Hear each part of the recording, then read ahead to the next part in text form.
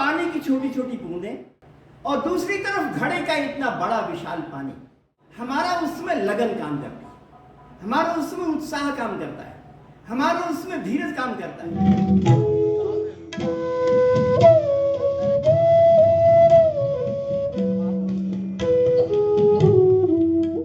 प्रिय महानुभाव, आज मैं आपके समक्ष संस्कृत मुहावरे एवं लोकोक्तियां इस नाम से एक नया स्तंभ प्रारंभ करने जा रहा हूं। इसमें संस्कृत मुहावरों के विषय में और लोकोक्तियों के विषय में रोचक चर्चा प्रस्तुत की जाएगी। जैसा कि शीर्षक से स्पष्ट है, समूचे संस्कृत साहित्य में हजारों लोकोक्तियां और मुहावरे प्रचलित और प्रसिद्ध हुए हैं और इससे संस्कृत की व्यापकता का पता चलता है। भाषा के विद्वान बताते हैं कि कभी भी संस्कृत की लोकोक्तियां तभी बनती हैं, मुहावरे तभी बनते हैं, टकसाली भाषा तभी बनती है जबकि वो जीवंत भाषा रही हो, प्रयोग में आती हो, आम आदमी के उपयोग में आती हो और हर वर्ग के लोग उसका उपयोग करते रहे। यह संस्कृत में टकसाली भाषा के और लोकोक्तियों के बहुत से उदाहरण मौजूद हैं। इससे पता चलता है कि प्राचीन काल में कितनी जीवंत रही होगी और जीवंतता की निशानी ये भी है कि संस्कृत में जो लोकोक्तियां प्रचलित हुई उनके आधार पर आज हम लोग हिंदी में अथवा अन्य भाषाओं में लोकोक्तियों को बोलते हैं। भाषा को बदल दिया गया है परंतु भाव वही है, संस्कृत के लोकोक्तियों से लिए गए और वे कितने रोचक हैं, कितने रम्य हैं, ये सभी बातें इससे पता चलती हैं। मनुष्य का जो चिंतन है, सोच है, मानसिकता है, इत्यादि बातों की बात तो मुख्य रूप से लोकोक्तियों से मालूम चलती है। इतिहास में तो सामान्यतया भाषा कहती जाती है, लोकोक्तियों में जब वो बात लक्षणा में और टकसाली भाषा में कही जाती है तो उसका प्रभाव अपने आप में एक बहुत विलक्षण होता है। तो मैं आपके समक्ष छोटे छोटे व्याख्यानों में एक एक लोकोक्तियों को प्रस्तुत करूंगा। जैसे कि आज आप महानुभावों के समक्ष एक मेरे पास लोकोक्ति है कि जल बिंदु निपातेन क्रमशः पूर्यते घटा। फिर से कहूं, जल बिंदु निपातेन क्रमशः पूर्यते घटा। इसका अर्थ यह है कि पानी की छोटी छोटी बूंदों से क्रम से घड़ा भर जाता है। एक तरफ पानी की छोटी छोटी बूंदें और दूसरी तरफ घड़े का इतना बड़ा विशाल पानी, वह उससे पूरा हो जाता है, घड़ा भर जाता है। ऐसा कैसे होता है?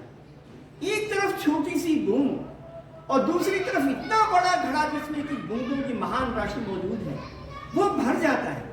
कैसे होता है ऐसा?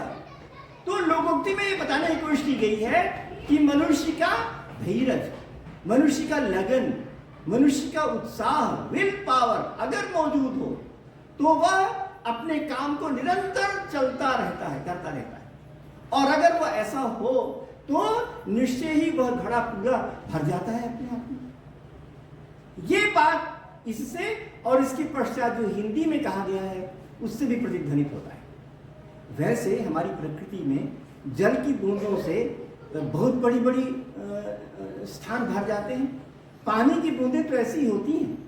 पानी जो बारिश में आता है वो बूंदों के रूप में ही आता है और उस रूप में आकर के बड़े बड़े सागर को भी और तालाबों को भी भर देता है।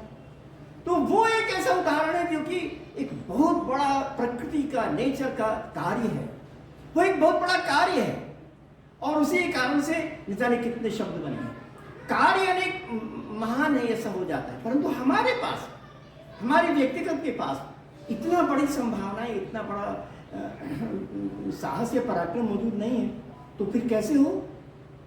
तो पराक्रम के कम होने पर भी हमारा उसमें लगन काम करता है, हमारा उसमें उत्साह काम करता है, हमारा उसमें धीरज काम करता है। इस बात को यहां पर कहा है। और आगे के जो मुहावरे हैं या बहुत से श्लोक हैं उसमें यही बताया है कि जीवन की प्रत्येक घटनाओं में ये बात लागू होती है। एक श्लोक में तो कहा है कि विद्या का चिंतन अथवा धन की सुरक्षा अथवा अर्निंग, ये सभी इसी उपाय से होती है जो इस लोकोक्ति में बताया गया है। उस श्लोक में कहा है कि क्षणशः कणशश्चैव विद्याम अर्थम च चिंतयेत् क्षणे नष्टे कुतो विद्या कणे नष्टे कुतो धनम। इसका अर्थ यह है कि अगर विद्या का अभ्यास करना हो तो एक क्षण क्षण को सुरक्षा करनी होगी, और अगर धन की सुरक्षा करनी हो तो धन का जो छोटा छोटा कण कण है उसकी सुरक्षा करनी होगी। और अगर विद्या का अनुचिंतन करते समय उस क्षण का नजरअंदाज किया, उस क्षण का उपयोग नहीं किया, तो आगे वो क्षण तो कम से कम आएगा नहीं। आगे न जाने कितने क्षण आएंगे मगर वो क्षण तो नहीं आएगा जिसको आपने बिता दिया। तो उस क्षण से जो आप प्राप्त कर सकते थे वो प्राप्ति की संभावना तो समाप्त हो जाती है। इसलिए उसने कहा कि एक एक क्षण करके विद्या का अनुचिंतन करना चाहिए, और अगर एक एक क्षण करके विद्या का अनुचिंतन किया तो पश्चात में हमारे सम्मुख कितनी बड़ी ज्ञान राशि उपस्थित होती है, इसको कोई सीमा नहीं। और संपूर्ण महान राशि के ज्ञान उपस्थित होने का सूत्र केवल यही है कि क्षण क्षण का अनुचिंतन करके वह उसको बड़ा करे, बढ़ाए। और यही बात इस लोकोक्ति में कही गई है। धन के अनुचिंतन करने में भी यही बात कही गई है जो कि इस श्लोक में कहा। इंग्लिश में एक कहावत है, take care of the pence and the pounds will take care of themselves. केवल पेन्स की सुरक्षा कीजिए, पाउंड्स अपने आप सुरक्षित हो जाएंगे। पेन्स की सुरक्षा कीजिए, जो छोटी पाई है जिसको छोटा पैसा कहते हैं हम लोग, पैसे की सुरक्षा कीजिए। उसके बाद मत सोचिए कि रुपया सुरक्षित होगा कि नहीं, वो तो अपने आप सुरक्षित होगा ही। केवल पैसे की सुरक्षा कीजिए, छोटी वस्तु। अगर हम छोटी छोटी और छोटी वस्तु की सुरक्षा करते हैं तो हम पाते हैं कि जो महान राशि उत्पन्न होती है उसके लिए हमें अलग से नहीं करना है। छोटे पैसे को सुरक्षित करने के पश्चात बड़ी वस्तु को सुरक्षित करने के लिए अलग से कुछ नहीं करना है। छोटी वस्तु को सुरक्षित करना ही एक रहस्य है, एक मूल मंत्र है, जिससे कि वो बड़ी चीज अपने आप सुरक्षित हो जाती है। तो इसलिए बड़ी वस्तु की सुरक्षा करने की अपेक्षा छोटी वस्तु को, बूंद बूंद को अगर हम लें तो उससे हमारा पूरा जो ज्ञान का भवन है वो भरता है, और मनुष्य का जो धन संपत्ति है वो भरती है, और इस लोकोक्ति के अनुसार जो घड़ा है वो परिपूर्ण होता है। धन्यवाद, आपने हमारी इस लोकोक्ति को संस्कृत और हिंदी में सुना। आपको बहुत धन्यवाद।